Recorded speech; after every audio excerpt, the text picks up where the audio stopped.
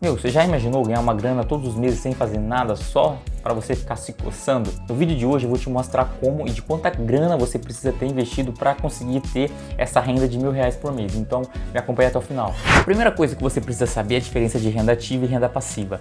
A renda ativa é toda aquela renda que você ganha através ali do seu trabalho, do seu suor todo santo dia, né? Aquela coisa que você troca o seu tempo por dinheiro. Então isso é fonte de renda ativa, seja você ali um personal trainer, um médico, um advogado, nutricionista, se você trabalha numa fábrica. Então essas são as suas fontes de renda ativa. A renda passiva é toda aquela renda que ela não está relacionada com a sua atividade atual. É claro que no passado você precisou trabalhar, fazer grana para conseguir fazer um investimento e para conseguir ter essa renda passiva, né? Como por exemplo, né, casas, aluguel, que é o que eu vou falar no vídeo de hoje. Só que hoje, se você parar de trabalhar, você ainda assim vai ter esse aluguel pingando na sua conta. Então é isso que caracteriza uma renda passiva. E as pessoas, elas ficam ricas porque elas têm muitas fontes de renda. Se você conversar com uma pessoa que tem muita grana, você na hora vai perceber que ela tem vários negócios, né? Ela empreende, ela tem fazenda, ela tem imóveis, ela tem lojas, ela investe no mercado financeiro, enfim. Ela tira dinheiro de tudo quanto é lugar. E se você não tem nenhuma fonte de renda passiva, tá na hora de você começar a pensar em ter. Só que nesse vídeo eu vou falar de imóveis e nem todo mundo tem grana para comprar um imóvel e receber aluguéis mensais, né? Só que o que você talvez não sabe é que no mercado financeiro existem instrumentos que você investe e você consegue ter ali um dividendo mensal pingando na sua conta, bem semelhante a uma casa, né, ao aluguel que você vai receber de uma casa, que são os fundos imobiliários. Os fundos imobiliários, eles são fundos de investimento onde ele vai ter um gestor que vai ser o responsável por escolher quais ativos imobiliários ele vai investir, né? Então ele vai pegar a grana da galera, das pessoas e vai escolher ali, eu quero comprar aquele galpão logístico, eu vou querer comprar aquele ativo residencial, aquele ativo comercial, e aí ele vai pegar, colocar esses imóveis para alugar, vai receber os aluguéis e vai distribuir aí 95% dos aluguéis para todos os investidores. Então, obrigatoriamente, o fundo de investimento ele precisa distribuir esses 95% para todos os investidores referente à sua participação naquele fundo de investimento. Só que existem vários tipos de fundo de investimento, né? Existem fundos, como eu falei, que vai investir em galpões de logística, em ativos residenciais, comerciais. E esses fundos de investimento, eles são conhecidos como fundo de tijolo, porque ele investe ali em ativos reais. Só que também existe os fundos de papel, que são fundos de investimento que eles investem em recebíveis imobiliários. Então vamos pensar que o seu Zé, ele quer construir um condomínio residencial e ele precisa de R$2 milhões, ele não tem essa grana. Então ele vai lá no Banco do Brasil, pega um financiamento de R$2 milhões e começa a construir. O Banco do Brasil ele precisa de, sei lá, R$1,5 milhão para amanhã e ele não tem essa grana. Então o que ele vai fazer? Ele vai pegar esse financiamento que ele fez para o seu Zé e vai vender para uma securitizadora. No caso do Banco do Brasil, ele tem a sua própria securitizadora, né? Mas ele vai vender esse recebível, esse financiamento para uma securitizadora e essa securitizadora vai poder vender esse financiamento para outras instituições, que no caso são os fundos de investimento. Então, o fundo que eu invisto, que é um fundo de papel, ele vai pegar a grana dos investidores e vai comprar aquele recebível de R$2 milhões por R$1,5 milhão. E ele vai receber no futuro R$2 milhões. Então aquela grana que o seu Zé ia pagar mensalmente referente ao financiamento para o banco, agora vai direto para o fundo e para o bolso do investidor. Então isso é o que caracteriza um fundo de papel. Só que pode parecer complicado começar a investir nesse segmento porque é meio assustador no começo, né, para quem não tem muito conhecimento. E isso pode acabar afastando as pessoas. Só que existem instrumentos no mercado financeiro que facilitam muito a vida do investidor que não tem muito conhecimento, que são os FOFs ou os Funds of Funds. Esses FOFs, eles vão investir em cotas de vários fundos imobiliários diferentes. Então vamos pensar, eu tenho o fundo AB que vai investir em galpões logísticos e normalmente esse fundo ele vai ter mais de um galpão logístico. Vai ter o fundo FG que vai investir em ativos comerciais. Muitas empresas têm as suas sedes em imóveis que são de fundos imobiliários e normalmente também vai ter ali mais de um imóvel no seu nome. O FOF ele vai investir em vários desses fundos imobiliários. Ele é um fundo de vários fundos e isso representa uma grande vantagem para o investidor porque ele é super profissionalizado, né? Vai ter gestores ali super capazes que vai escolher quais são os ativos imobiliários que vai fazer parte da carteira daquele fundo. Você também vai ter analistas ali que vai trabalhar para o gestor para fazer as análises de mercado e entregar para ele uma lista e falar assim, olha, esse fundo aqui ele isso assado, tem essa dívida, está fazendo isso, está fazendo aquilo, tem essa taxa de vacância, tem essa taxa de inadimplência. Então você vai ter toda essa profissionalização por trás. Também você vai ter uma diversificação muito grande, porque se os fundos de investimento eles já são super diversificados em vários imóveis e vários inquilinos, os FOFs então nem se fala, né? Pô, você pega aí um FOF que investe em 10 fundos imobiliários diferentes, mano. Imagina o quanto de diversificação não tem, né? Vários imóveis, vários inquilinos, várias regiões, várias cidades, vários estados, então é muito diversificado. Ele é bem semelhante a um ETF, né? E se você não sabe o que é um ETF, eu vou deixar um card aqui em cima onde eu falo tudo sobre os ETFs. Mas basicamente é aquilo que eu te falei, ele vai investir em vários fundos diferentes. A diferença entre o ETF e o FOF é que os ETFs, eles reinvestem os dividendos que ele recebe nas empresas que ele investe. Os FOFs, eles distribuem os dividendos, então essa é a grande diferença. Nesse vídeo eu estou falando sobre fundos imobiliários, só que existem outros investimentos no mercado financeiro que você também consegue ter essa renda passiva, né? Você pode investir em títulos públicos que vai te pagar um cupom, ou seja, um juro semestral, você pode investir em debêntures, você pode investir em ações que vai te pagar dividendos, você pode fazer staking em criptomoedas, enfim, você pode fazer muitas coisas. O vídeo de hoje é sobre fundos imobiliários e somente fundos imobiliários. Sabe de uma coisa que eu esqueci? Eu esqueci de pedir para você curtir esse vídeo. Curte aí porque não te custa nada, é só um clique, você sabe que esse vídeo é muito bom porque você já assistiu outros vídeos meus e até agora, se você ficou até aqui é porque você está gostando do vídeo, né? Então deixa o like aí e se inscreve no canal, demorou? Mas por que eu resolvi falar de imóveis nesse vídeo? Porque o brasileiro ele tem uma relação muito próxima com o investimento em imóveis. Isso de uma coisa que a gente herdou dos nossos antepassados, dos nossos avós, dos nossos pais. Porque quando essa galera estava trabalhando ativamente ali, eles viveram uma época em que a inflação no Brasil era muito grande, né? Se você pegar, por exemplo, em 1990, a inflação ela era de mais de 6.000% nos últimos 12 meses e em 94 a inflação chegou a quase 5.000%. Então é uma inflação muito alta. E as pessoas, para preservar o capital, elas investiam em imóveis em dólar. E nessa época era muito comum você negociar imóveis em dólar, porque pensa comigo, você ia vender um imóvel por 100 mil reais e na época nem era reais, né? Mas vamos falar que você ia vender um imóvel por 100 mil reais. E no outro dia o cara chegava lá com 100 mil reais, só que a inflação do dia anterior foi de 15%. Então você reajustou o preço e hoje o valor do seu imóvel é 115 mil reais. Então dificultava muito a negociação entre as pessoas e por isso elas usavam como moeda o dólar. Só que por mais que a inflação no Brasil ela seja alta hoje, né? Ela está em 10,54% ao mês, não tem nem comparação com a época dos nossos pais. É muito menor, né? A gente tem uma vida muito melhor do que eles tiveram. Só que ainda assim a gente herdou esse comportamento, essa visão de que investir em imóveis tradicionais é uma coisa boa. E eu não estou falando que não é. Faz uma certa lógica, um certo sentido isso. Só que hoje existem opções que são mais vantajosas para você. Pensando que você quer comprar uma casa. Pô, comprar uma casa você precisa ter a grana para isso, né? Se você não tiver, muitas pessoas recorrem ao financiamento, né? E, pô, se você vai fazer isso, eu te falo para não fazer porque você vai ter uma dívida de 30 anos e muitas vezes as pessoas elas fazem o financiamento imobiliário para colocar essa casa para alugar e ter uma renda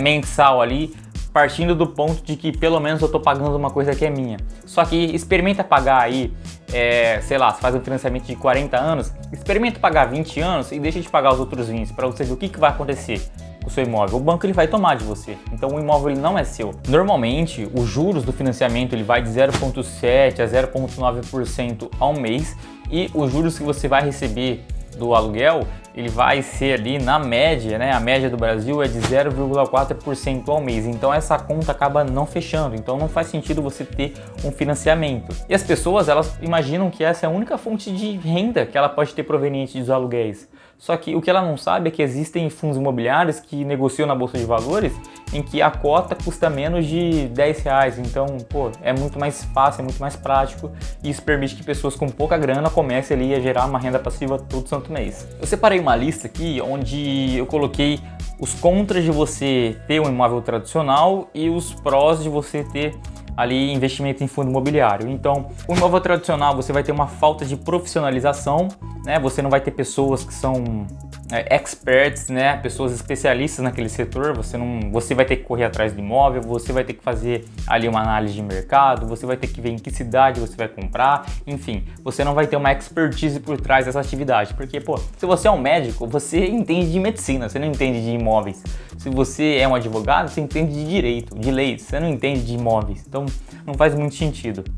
Você também vai ter muita burocracia, né, com documentação em cartório, escritura, que isso também reflete em custos muito altos. Eu sei disso porque minha irmã trabalha em cartório e ela fala que os custos para você fazer uma escritura ali são custos bem elevados. Você tem muitos riscos, né? Então esse cara ele pode ficar inadimplente, ele pode perder o trabalho, pode chegar uma pandemia e você vai ter que conseguir negociar isso da melhor forma possível para que você não fique sem grana e para que o cara também não saia da casa, né? Pode acontecer de você querer tirar o cara de lá, mas pô, olha a puta dor de cabeça que você vai ter. Você também vai ter que pagar imposto de renda dos aluguéis que você recebe, que pode chegar até 27,5% dos aluguéis que você recebe todos os meses, dependendo da casa que você comprou, né? Reparos, né? Você vai precisar fazer reparos se você não faz o contrato de aluguel através de uma imobiliária, se você faz diretamente com o cliente. Para tirar esse intermediador, você vai ter que lidar com o cliente diretamente e se acontecer alguma coisa, se quebrar alguma coisa, esse cara ele vai te encher o saco para você consertar, então você vai ter que fazer esses reparos. Você vai ter a incerteza em relação ao inquilino, porque ele pode, sei lá,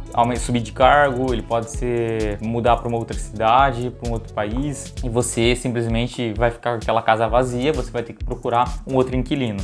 E você também vai ter uma baixa liquidez. Vamos falar que você tem um imóvel que você pagou 500 mil reais, só que aconteceu alguma coisa aí que você precisa de 250 mil reais. Você não vai conseguir vender a sua casa e pegar só esses 250 mil reais. Você vai precisar vender tudo, e quanto maior for a sua necessidade de grana, mais desconto você vai embutir para vender aquela casa o mais rápido possível. Então isso é bem complicado também.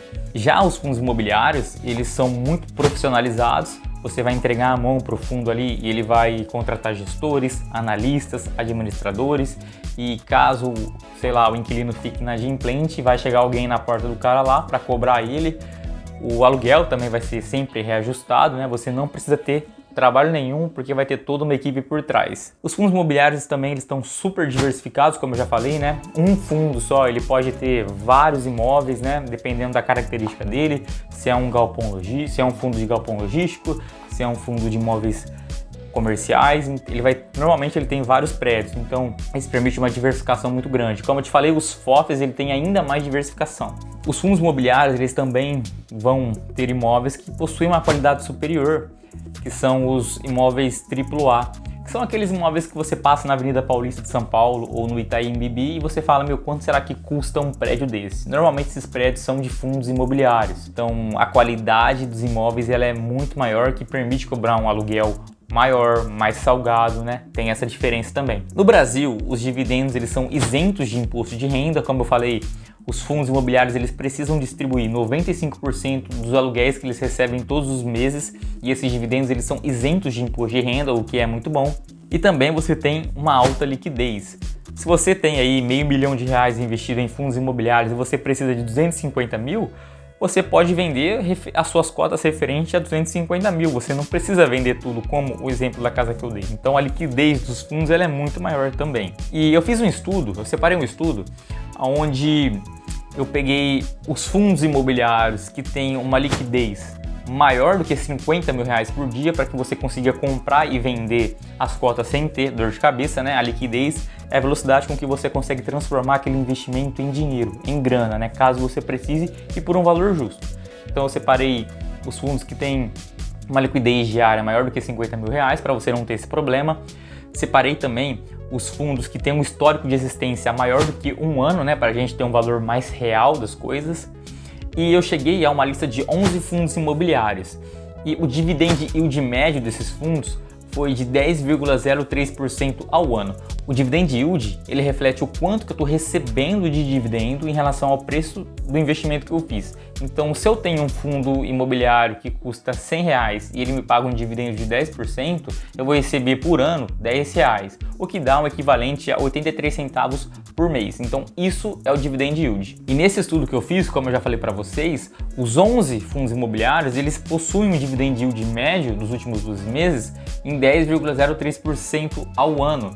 Então, para a gente chegar naquela renda de R$1.000 por mês, que eu falei no começo do vídeo, a gente precisaria ter aí R$125 mil investidos. E se a gente comparar esse valor com o investimento em imóveis tradicionais, a gente precisaria de R$250 mil. Então, é uma diferença muito grande, né? É o dobro do que você precisaria com os fundos imobiliários. E se você pegar essa diferença e comprar mais fundos imobiliários, no final você não vai ter uma renda de R$1.000 por mês. Você vai passar a ter uma renda de R$2.000 por mês. Você vai ter o dobro. Então, os fundos imobiliários, eles são muito mais rentáveis do que os imóveis tradicionais. Mas já que os fundos imobiliários, eles são muito melhores do que os imóveis tradicionais, porque as pessoas, elas insistem ainda em comprar imóveis físicos tradicionais aí. Isso acontece principalmente por conta de desinformação. As pessoas não sabem da existência dos fundos imobiliários. Isso por vários motivos, né? Ela não tem conhecimento sobre educação financeira, ela não sabe o funcionamento do dinheiro, como os juros funcionam, como o dinheiro funciona. Então, essa desinformação faz com que elas façam piores investimentos. Quem tem mais informações acaba investindo seu dinheiro melhor. E essa desinformação toda está refletida na Bolsa de Valores, porque em um país onde a gente tem 211 milhões de habitantes, a Bolsa de Valores ela tem só 5 milhões de habitantes, né? São 5% da população brasileira. E lembra que eu falei que os brasileiros eles gostam de investir em imóveis? E isso também está refletido na Bolsa, porque o número de pessoas que investem em fundos imobiliários na Bolsa é de 30%, ou 1,5 milhão de pessoas. Então, até na Bolsa, os investidores eles gostam do modelo de fundo imobiliário porque é bem parecido com os imóveis tradicionais, só que muito melhores, né? Então, essa realidade reflete aí a preferência dos brasileiros pelos imóveis. Só para você ter uma ideia de como o mercado brasileiro é um mercado pequeno, nos Estados Unidos, cerca de 55% dos adultos investem na Bolsa de Valores. Então é um gap muito grande, é uma diferença muito grande. O número de investidores cresceu bastante nos últimos anos e vai continuar crescendo nos próximos anos por conta do acesso à informação que está mais facilitado. Então eu acredito que no futuro aí vai existir muito mais pessoas investindo na Bolsa, os fundos imobiliários eles vão ter mais emissões, existirão novos fundos chegando na bolsa, você vai ter mais opções para investir e a coisa só tende a melhorar. Se você ficou até aqui, você vai ter a melhor parte do vídeo, na minha opinião, que é o processo com que você consegue acelerar esse processo até chegar àquela renda de R$1.000 por mês. E você consegue fazer isso reinvestindo os dividendos que você recebe. Existe um número mágico nos investimentos em que você vai investindo todos os meses ali religiosamente e vai chegar no momento em que os dividendos que você recebe, ele vai conseguir comprar uma ação ou uma cota de um fundo imobiliário. E aí depois esses dividendos eles vão estar conseguindo comprar 2, 3, 4, 5 cotas e aí começa o efeito bola de neve, essa bola vai ficando cada vez mais grande e ela fica quase imparável. É bem semelhante ao que acontece com os juros do cartão de crédito quando você não paga, só que agora os juros ele está trabalhando ao seu favor. E como exemplo, eu vou pegar um fundo imobiliário que está presente naquele estudo que eu fiz, que é o BLMR11, que custa R$ 7,28. E para que você chegue nesse número mágico de conseguir comprar mais uma cota só com os dividendos que você recebe, você vai precisar aí de 118 cotas desse fundo ou o equivalente a R$ 855,63. Então é um investimento baixo, tá? É um fundo que ele tem um valor muito baixo. Obviamente você não pode, você não deve concentrar os seus investimentos somente no fundo imobiliário. Nesse estudo que eu fiz, eu separei 11 fundos imobiliários e eles apresentaram um dividend yield de mais de 10%. Então, isso garante que você diversifique os seus investimentos e não coloque ali, não concentre o seu risco só no fundo de investimento. Mas eu trouxe esse exemplo só para vocês verem que é possível e também é muito barato para que esse número mágico, né, esse efeito bola de neve, ele aconteça e você acelere o processo para chegar na renda que você deseja. E só para vocês terem ideia de como o reinvestimento dos dividendos é importante, eu estou colocando na tela agora a imagem dos investidores que investiram, reinvestiram os dividendos e dos investidores que não reinvestiram os dividendos da Coca-Cola. Então a diferença de quem acabou reinvestindo os dividendos que recebeu acabou mais do que triplicando o capital do investidor. Reinvestir os dividendos, ele acelera muito o processo de acúmulo de patrimônio. E eu espero que você tenha entendido isso no vídeo de hoje. Isso é o que eu queria falar para vocês hoje. Eu acredito que eu consegui mostrar que mesmo não tendo muita grana, você consegue ali investir a sua grana para ter uma renda passiva todos os meses, e quanto mais cedo você começar isso, mais cedo você vai chegar no seu objetivo financeiro, beleza? Curte esse vídeo, se inscreve no canal porque isso me ajuda bastante. E é isso, tamo junto, valeu e até o próximo vídeo.